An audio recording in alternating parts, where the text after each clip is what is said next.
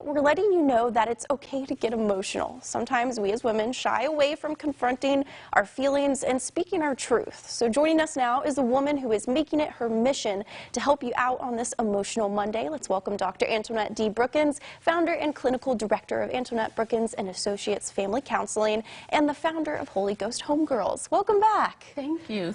I'm always glad to be here. This is really exciting for me every time. Absolutely, and it's such a good subject to tackle. I mean, Holy Ghost Homegirls, I mean, you guys do a bunch. What is it all about? Yeah, so basically Holy Ghost Homegirls is designed to help women get along better. I mean, there's a lot of infighting and jealousy and envy and all of those things that women naturally deal with. So Holy Ghost Homegirls teaches women, how do you get past that so that we can just get to the good stuff? Yeah. So that we can just enjoy one another, so we can allow our gifts to shine and to move forward, and so that we can do all of those wonderful things that God has called us to do. So that's what Holy Ghost Homegirls is about in a nutshell. Yeah, it takes too much energy to have all the negativity, so it's nice to figure out a way to push that all out. Yeah, absolutely. You know, I think one of the things that we have issues with is, I mean, especially when it comes to the jealousy and envy, is trying to figure out, like, what's going on. But it's such a normal thing. It's normal to look over at somebody and say, wow, that's kind of amazing. Like, what do I have? Do I have anything to offer? You know, that's really normal. When we try to avoid those kinds of things is what gets us in trouble. Instead, we need to look over and say, huh, I think that's pretty amazing. I think I want to tell her. And let me look within to see what I have to offer the world as well. Absolutely. I mean, what inspired you to start Holy Ghost Homegirls? You know, as a pastor's wife, I do a lot of ministering to women. So I teach classes and workshops and things like that. And so I was just kind of looking at some of the things that women naturally go through, like what I went through in my own life. I mean, I have such an amazing story to tell. We don't have time for it today, but I have an amazing story to tell. And so, you know, and as a therapist, helping women to walk through their issues, I said, we need something specifically for women of faith. I was born in the church, basically, right? And, you know, there's a lot of stigma that goes along with being a Christian woman and seeking emotional help and mental help and things like that. And so I want to break all of those stigmas up. And it's like, God has created some amazing people to be able to help Christians to walk through every facet of life. And I said, I want to be a part of that.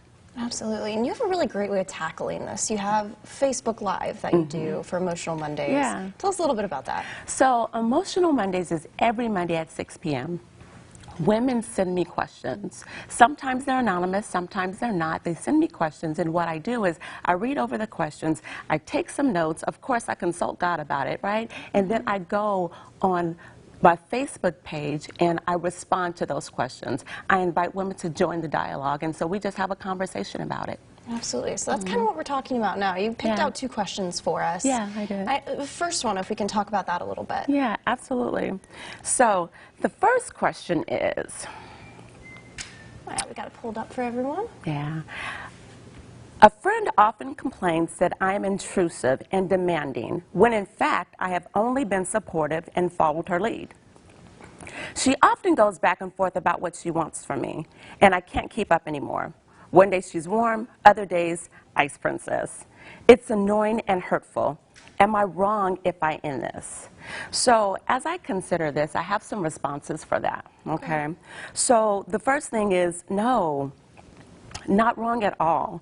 You know, actually that is very confusing, and that is abusive, actually. You know, sometimes with our emotions, when we're pushing off on other people, we can be very abusive to people. And a lot of times we only think of abuse as me hitting you or, you know, calling you out of your name or something like that. But when we try to manipulate people with our emotions, that's actually abusive as well. And that's one of the things that a lot of women go through. It's like, what do I even do with that, right?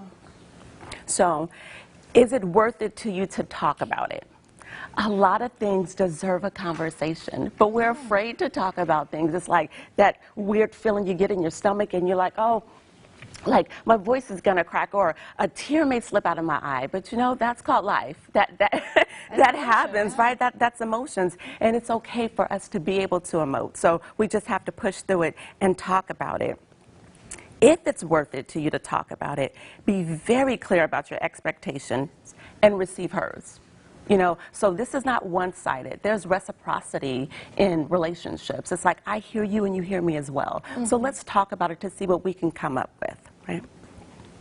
Determine if the terms work for you. If they don't, it's okay. You're free to walk away in peace. So you don't have to agree with the terms. You can say, you know, that doesn't work for me. That's a little bit more than I want to give. I don't want somebody that needy in my life. It's okay to be like that and say what you actually need. She may be dealing with transference issues or projecting, which means that it could be some old stuff that's coming up and now you're the target. Those are kinds of things that happen naturally in relationships. It is up to us to speak up about it and say, hey, can we go over that again? I don't think that really happened.